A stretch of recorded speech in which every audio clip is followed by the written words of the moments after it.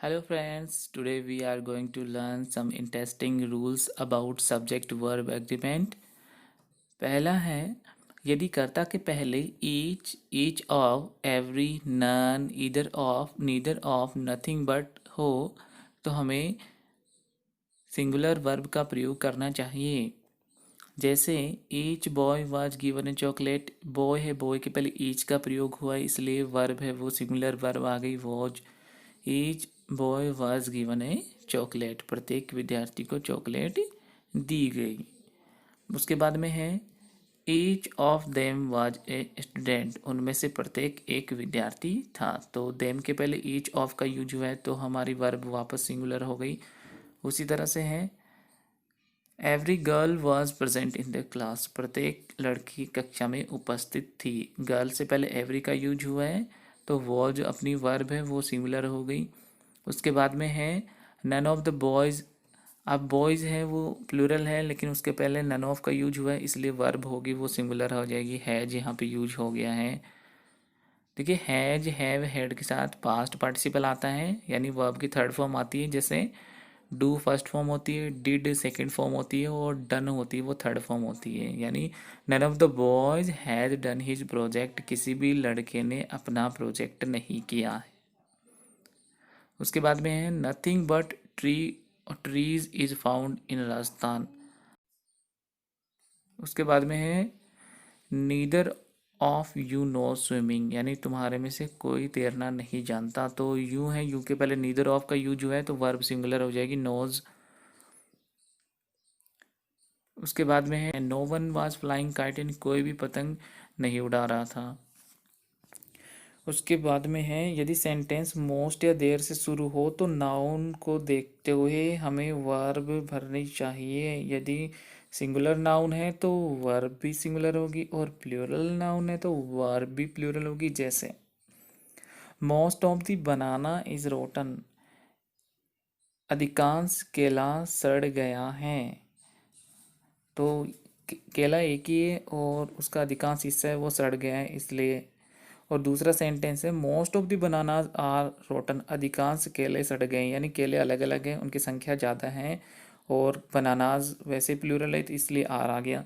उसके बाद में है they are 50 students in the class, there के बाद में 50 स्टूडेंट्स है वो प्लूरल है तो वर्ब आर हो गई प्लूरल, यानी कक्षा में 50 विद्यार्थी हैं। उसके बाद में there is only one girl sitting in the class, कक्षा में केवल एक लड़की बैठी हुई है। तो यहाँ पे वन गर्ल है तो उसके हिसाब से इज आ गया। वेजेज और मीन्स का मतलब जब मजदूरी से हो तो वर्ब प्लूरल, लेकिन जब इनका मतलब मजदूरी से नहीं हो तो वहाँ हम सिंगुलर वर्ब यूज करते हैं। जैसे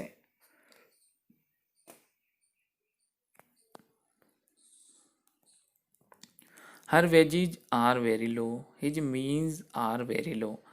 अब दोनों में वेजेज और मीन्स का मतलब है मजदूरी से, यानी उसका पारिश्रमिक है उनसे मतलब है कि उनकी मजदूरी है, उनकी दिहाड़ी है वो क्या है बहुत कम है इसलिए आर आ गया है। लेकिन जब इनका मतलब मजदूरी से नहीं हो और किसी अर्थ में इसका प्रयोग होता हो तब वहाँ पे हम यूज करते हैं सिंगुलर वर्ब का। और बहुत बार ये सेंटेंस देखा गया एग्जाम में, ऐसे कैसे पूछा जाता है the wages of sin is death. दूसरा है this means of teaching is suitable for students. The wages of sin is death का अर्थ है पाप का दंड मृत्यु होता है। और दूसरे का अर्थ है कि यह पढ़ाने का तरीका बच्चों के लिए बिल्कुल उपयुक्त है, या पढ़ाने का यह तरीका बच्चों के लिए बिल्कुल उपयुक्त है। उसके बाद में है physics, economics, news, arms, assets, innings, measles, mumps, singles, billiards, bowls, darts, mathematics, statistics के साथ सिंगुलर वर्ब यूज होती है। जैसे दिस न्यूज़ इज़ ट्रू, यह समाचार सही है, यह खबर सही है। Darts is a good game, darts एक अच्छा खेल है। Politics is a dirty game, राजनीति एक गंदा खेल है। Physics is a hard subject, physics एक कठिन सब्जेक्ट है। लेकिन सब्जेक्ट्स के पहले यदि आर्टिकल दे लगा हो या पॉजिटिव एडजेक्टिव का यूज हुआ है तो वर्ब प्लूरल हो जाएगी। जैसे his economics are not good, उसकी इकोनॉमिक्स अच्छी नहीं है। लेकिन जब नॉलेज वर्ड हो, जब ज्ञान के बारे में वो यूज कर रहा हो, तो वर्ब सिंगुलर हो जाएगी। जैसे his knowledge of economics is poor, तो वर्ब नॉलेज के हिसाब से आई है, इज जो सिंगुलर है।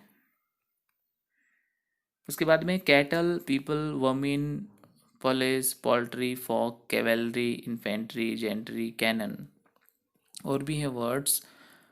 उनके साथ वर्ब प्लूरल होती है। कैटल मवेशी होता है, पीपल लोग, वर्मिन कीड़े मकोड़े, पुलिस यानी पुलिस होती हैं, पोल्ट्री मुर्गियां वगैरह होती हैं, फॉक आम लोग, और कैवेलरी हो गया जो घुड़सवार सैनिक होते हैं। कैवेलरी सेना होती है, घुड़सवार सेना होती है।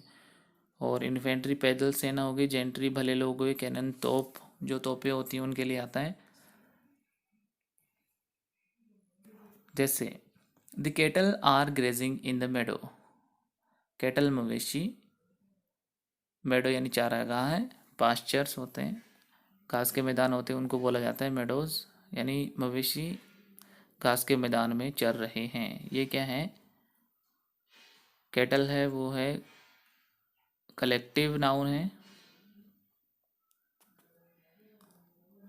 लेकिन कुछ कलेक्टिव नाउन होते हैं उनके साथ सिंगुलर यूज करते हैं वर्ब, और कुछ कलेक्टिव नाउन होते हैं जिनके साथ वर्ब प्लूरली यूज की जाती हैं। उसी तरह से है many people were killed by terrorist, बहुत सारे लोग टेररिस्ट के द्वारा मार दिए गए। The police have caught the thief red handed, police ने चोर को रंगे हाथ पकड़ लिया है।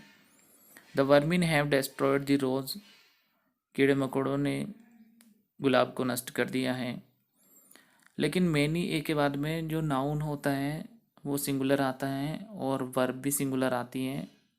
ऐसे सेंटेंस एग्जाम में बहुत पूछे जाते हैं मैनी ए वाले, क्योंकि मैनी को देखते हैं हम प्लूरल वर्ब भर देते हैं और वो गलत हो जाता है। तो मैनी ए यदि लिखा हुआ है उसके बाद में यदि नाउन सिंगुलर है तो हमें वर्ब सिंगुलर ही भरनी चाहिए।